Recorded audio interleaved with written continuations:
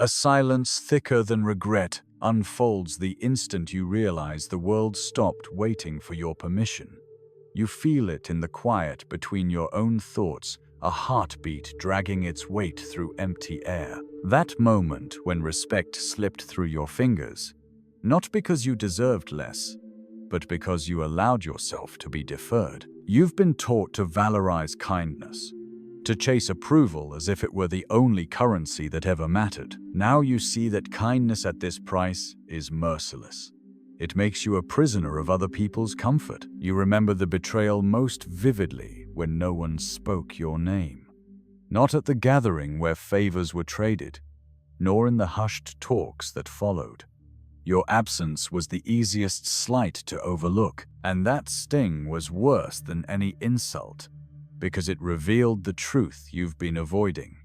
You are only as powerful as you allow yourself to be. Every compromise, every apology offered before a conflict became a contest, chipped away at the foundation of who you could become. But here, in this suspended moment of clarity, you're invited to a ritual that rips away the illusion of safety. It begins with a single question you've long evaded.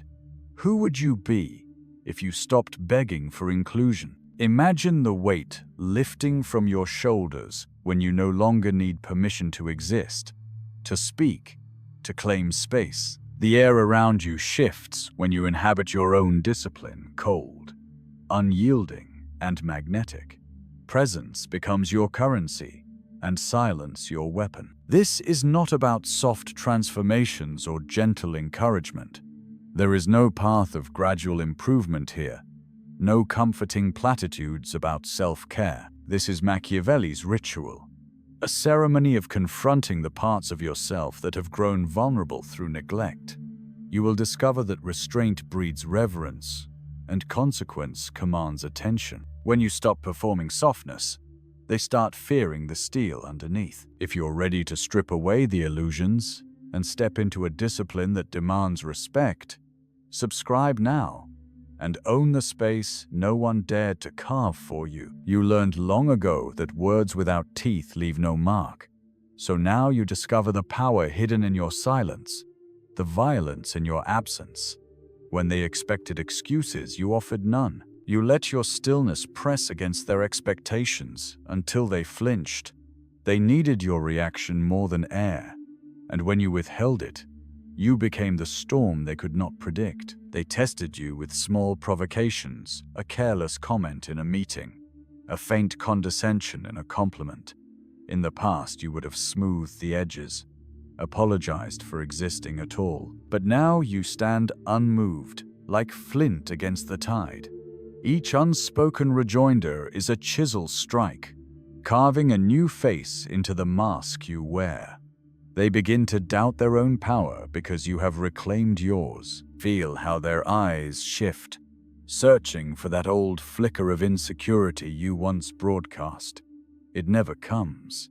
Instead, you swivel in your seat, measured in gesture, silent as a threat. Every breath you take is a calculated claim on the space around you. They lean forward, craving the comfort of your collapse. You do not grant it. Their discomfort becomes your domain, a territory you patrol with cold precision. This discipline is not practiced in grand gestures, but in the mundane moments when you pause before answering a text, refusing to be at their beck and call. When you speak fewer words in a conversation, forcing them to fill the silence with their own uncertainty. You learn to recognize how quickly they crumble without your constant validation. And in that crumble, you taste the bitter reward of unshakable presence. Your reflection in the mirror becomes a battlefield. You confront the fragments of doubt still clinging to your shoulders. Each morning you stand before yourself and press your palms into your own skin, anchoring to the person you are becoming. You whisper the truths you have long denied. You are not indebted to their comfort. You owe no explanations. You are enough in your own right. These utterances are not meant for anyone's ears, only for the steel behind your gaze. They will try to bait you again. They will circle, probing for softness as vultures scent weakness. But you are no longer drifting, you are a locus of silent gravity. Their jabs fall short, dissipating against the field you generate. They cannot compete with your stillness. And in this realization, you uncover the first law of this ritual. Discipline is the only freedom. When you abandon the pursuit of their fleeting approvals, you harness an authority that no audience can revoke. You learn to carry yourself as though you already own every room, every conversation, every glance. And because you behave as though you belong, they begin to concede your right to occupy space.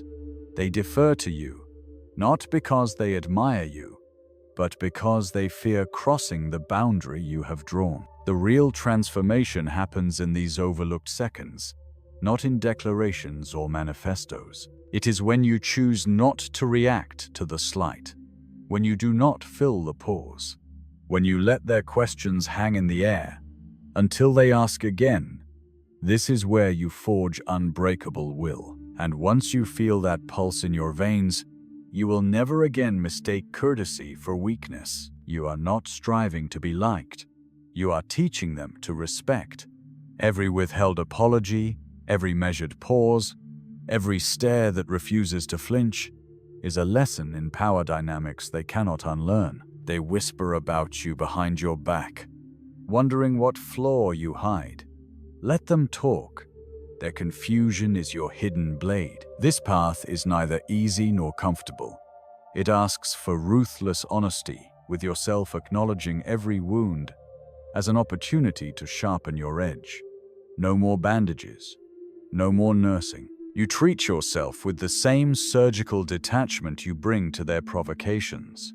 Only then do you become the presence that reshapes the world around you. You feel the weight of your own words before they escape your lips, each syllable a calculated release rather than an instinctive confession. In every conversation, you watch the rhythm between speech and silence, like a general observing a battlefield.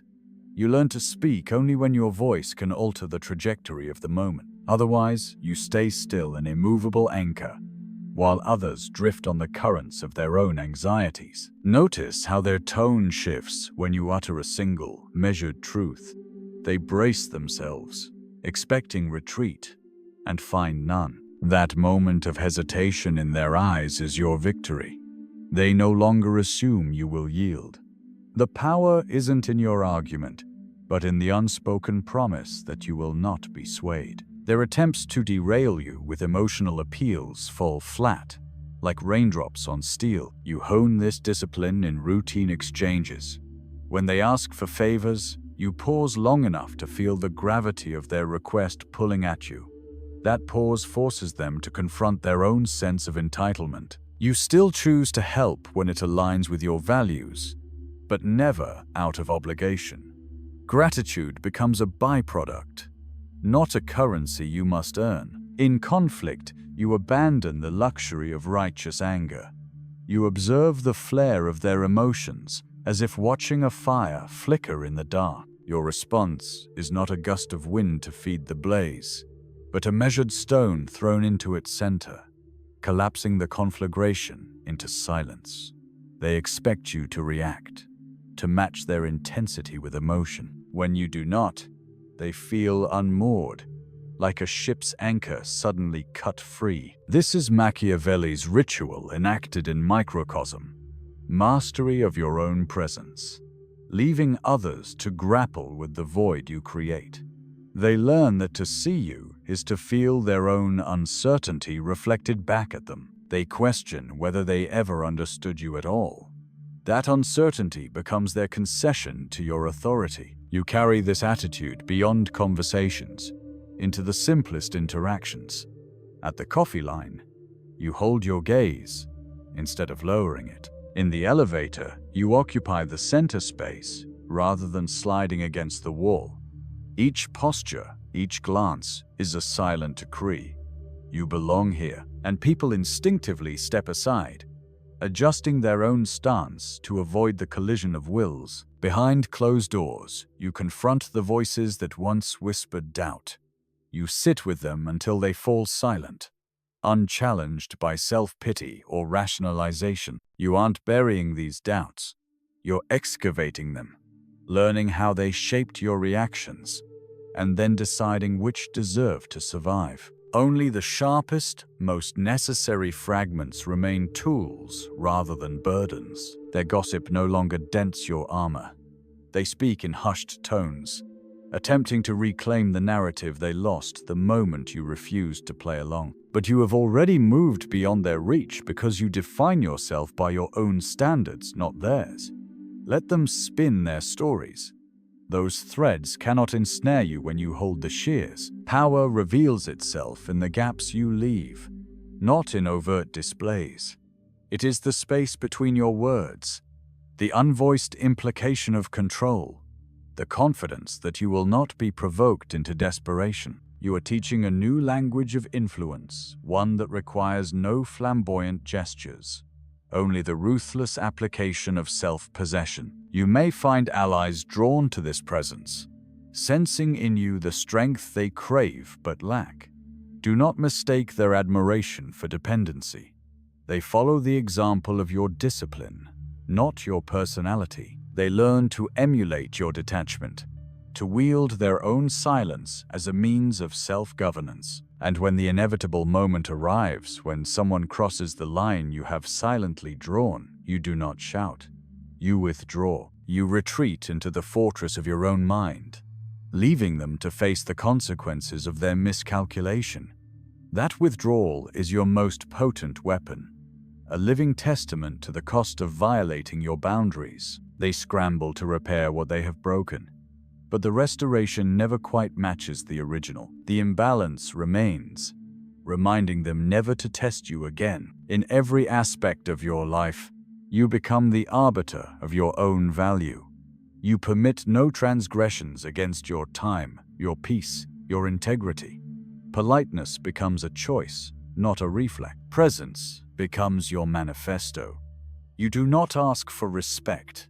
You demand it by the very act of existing on your own terms. You carry the weight of accountability like armor, each promise kept, each commitment honored, a testament to your unseen vow. Never again concede ground. You see how they cling to your consistency as if it were compassion, unaware that your discipline has become your shield. When they assume you will bend, remind yourself that even steel can hold water when forged correctly. Your reliability is not a gift. It is a statement. You govern your own actions, unbound by their expectation. Observe the subtle shift when you refuse the familiar script. In the echo of your absence, they scramble for a cue, an apology, anything to restore their illusion of control. They learn that your behavior follows a code written in self-respect, not in their consent. And in that revelation, you set the rules of engagement. You do not apologize for the passage of time, nor do you explain why you prioritize your own trajectory. Every withheld explanation is a lesson in autonomy. They must learn to navigate your boundaries or remain lost at sea. You find strength in delays. A delayed response to a request becomes a mirror reflecting their urgency. They feel the tug of their own desires, exposed without your immediate compliance to mask their need. With each calculated pause, you map the limit of their patience. You decide whether their priorities align with your own. If they do not, you disengage without remorse. This detachment is not cruelty, it is clarity. It reveals which connections demand mutual respect and which ones thrive on imbalance. Witness the transformation in your tone. It grows leaner, more deliberate. You prune every superfluous word until your speech resembles a blade, precise, purposeful, unembellished. The fewer the words, the deeper they resonate. A single phrase cuts deeper than a barrage of rhetoric. You become an alchemist of speech, transmuting silence into influence, so that when you speak, they listen not for comfort, but for the pivot point of reality. In moments of conflict, you abandon the temptation to soften the blow. You state the irreversible fact without emotional garnish.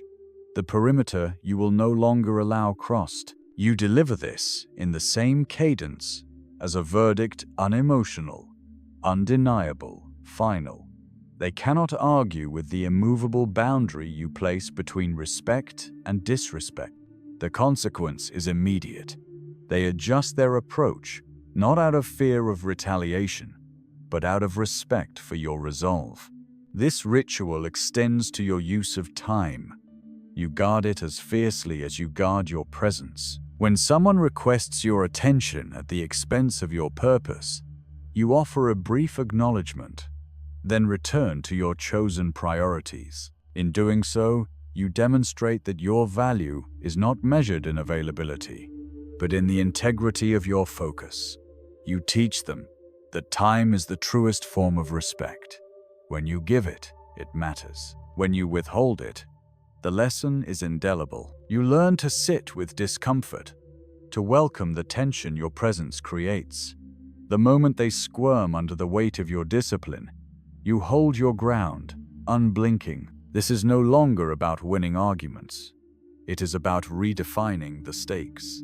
You invite them to match your presence with genuine respect or step aside. In that crucible, you discover the second law of Machiavelli's ritual.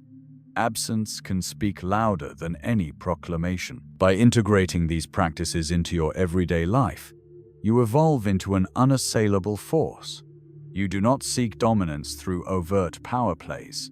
You embody power through unwavering personal sovereignty. Others will sense this shift.